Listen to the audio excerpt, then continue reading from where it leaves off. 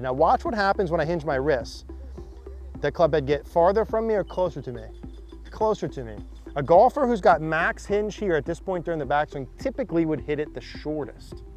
The one who's got the width here, right? So I unhinge that, the club head gets gradually away from me. So during my takeaway from setup to the time my hands are hip high, I want to feel like my thumbs stay pointed more towards the ground. Thumbs towards the sky, hinge, narrow, short. Thumbs towards the ground, wide, long. Hey guys, so we're super excited to announce that for the month of April, from today, April 8th through April 30th, we're gonna be doing a 30-day money-back guarantee. That means if you haven't tried out CogornoGolf.com, now is the time to do it completely risk-free. If you try it out and don't like it for any reason, simply send us a message. We'll send you every single penny you invested right back, no questions asked. CogornoGolf.com is where you can send in your swing so we can see what you're actually doing, help identify priorities, tell you specifically which drills to do, how many reps to do, how many days per week. It's an awesome practice plan you're gonna get. We're there to guide you through the entire process. There's coaches there 24/7, answer any questions you have, talk you through the feels, what to expect, how to work on things. It's awesome. I really think it's equally as effective, if not more effective, than in-person coaching. You're gonna absolutely love it. Again, April 8th through April 30th, 30-day money-back guarantee. Would love to see you there.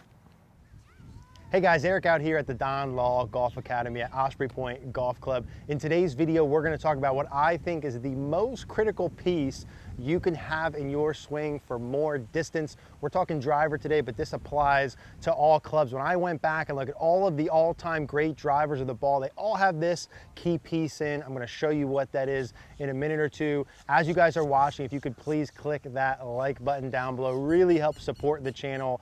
Really would appreciate that. If you want to leave some comments down below, subscribe if you haven't, would also appreciate that. Now, the one piece that I see in all great swings here, and really the key movement, if I take my setup position, is, drum roll please, width. Width during the backswing. So specifically, how far I'm able to get the club head away from my body without excessive movement of my upper body. Now that's a simple concept, but there's a couple key pieces as to how you do that or not. So just in case you don't believe me, for whatever reason at this point, we're gonna hop over to Analyzer. I'm gonna show you some examples of what width looks like. We'll come back, I'll show you how to practice it. Okay, so here's the one move that I see all of the all-time best drivers of the ball do. If we look at Tiger here, this is like 99, 2000, 2001 era. Watch where he is at setup, and now watch the initial movement during the backswing. And at this point in time in the swing is where, and this is the commonality we see amongst basically all of these greatest drivers of all time, and that is the width.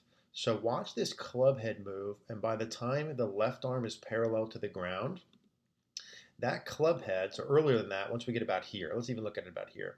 Once the hands are even with the hip, so hip high during the backswing, now this cuts off, but that club head is about over here, as far away from him as he can possibly get it, without the upper body and head moving wildly off the ball. Now he does have a slight movement of the head off the ball as he does it, and I like that as well if we put this up from the golf ball, but a little bit of movement with the upper body, the head, torso, chest away, as the club head gets as far away from you as you possibly can get it.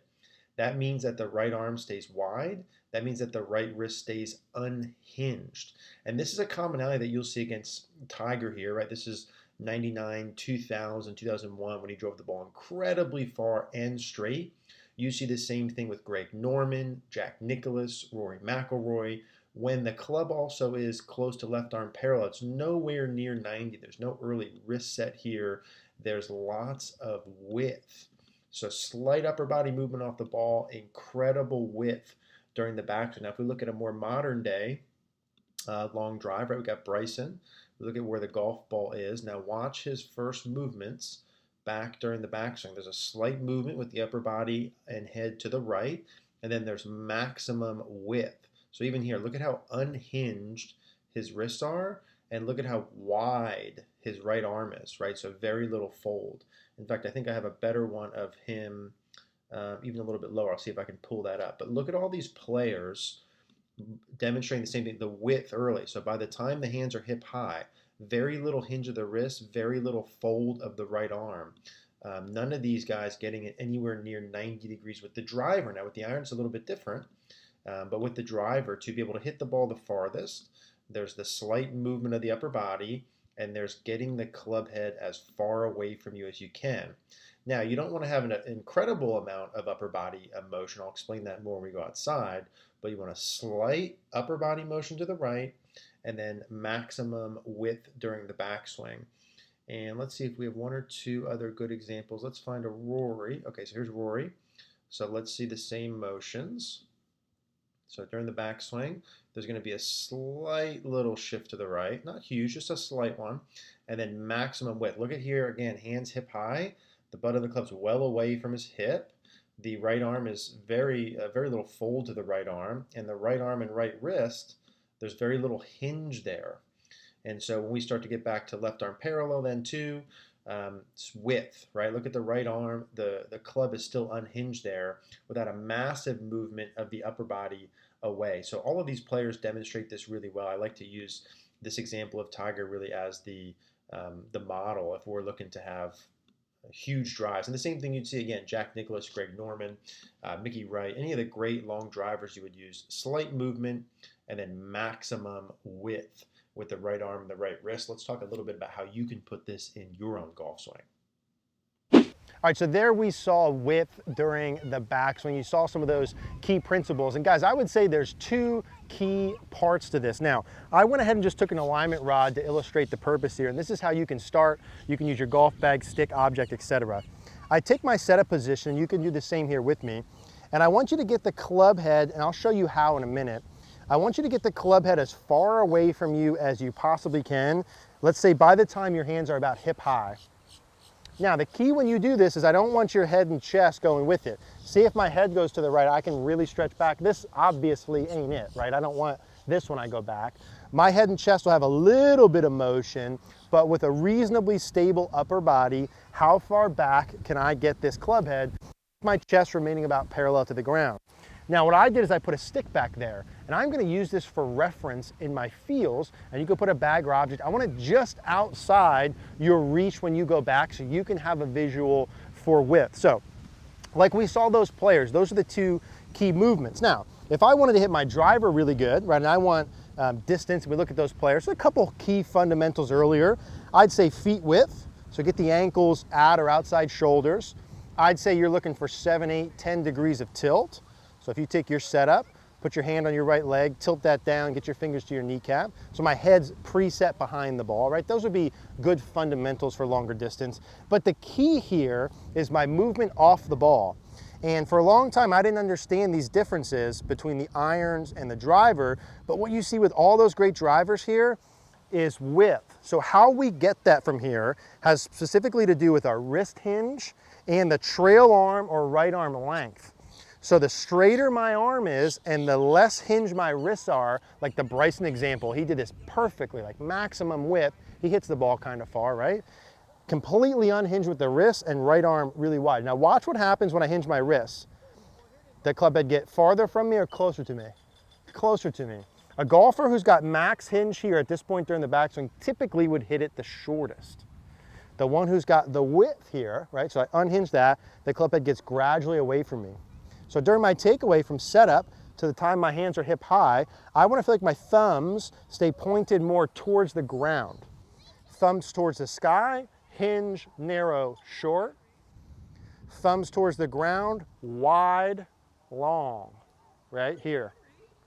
The second part's the right arm. When you make your backswing, if your right arm folds a lot, see how that club head doesn't reach the stick, it's too narrow. If your right arm stays wider, straighter, you can have it as wide as possible. Now here, you know, should your right arm be locked straight, Eric? No, I don't think it should be locked straight. There can be a slight amount of bend, but I would more or less keep the bend you have at setup. So it's gonna be bent a couple degrees at setup, and then keep that wide. The wider, the better here. Remember the huge caveat. My chest and head don't go way with it. There's a slight shift early, but the right arm's wide, and then the thumb is down, and that gives me maximum width. So I'm gonna hit a couple here. Now, we are downwind, the range isn't super long, so I'm only gonna go like 80% speed, but hopefully you can see these same principles like the analyzer. So we'll take my setup, again, feet wide, preset my head back. I'm feeling my head and chest a little bit to the right. I'm okay if I go up or down slightly, but right arm's wide, thumbs stay down, and I'm trying to get the club head as far away from me as possible. And again, that's gonna give me the width pieces early. It feels a little weird because I gotta like slow down my speed, but you should be able to see that during the backswing piece. Let's do that one more again. So normal setup, balls forward, tilted, head and chest to the right, club head as far away from me as I can. So my thumbs stay down, my arm stays wide. Let's go ahead and do that same thing. There's the width. And now the beautiful part about the width when I'm going back is it's really creating that like whiplash or speed effect in transition. You know, if I hinge too much too early and I go back like this, I have nothing to do in transition. You watch those guys in transition, it's wide, and then what happens? And then there's the movement.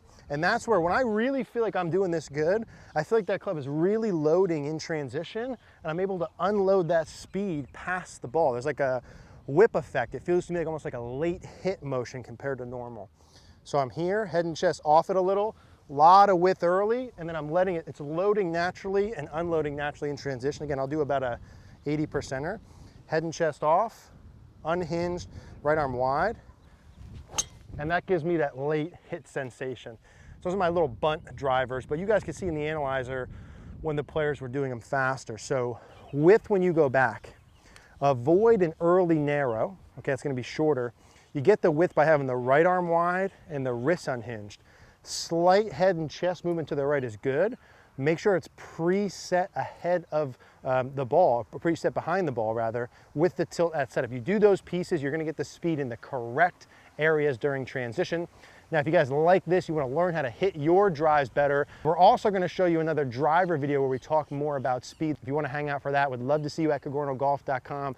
Again, win-win. Either you like it, you improve your game, you don't like it, risk-free, money back. Go ahead and click Cogorno Golf in the description down below.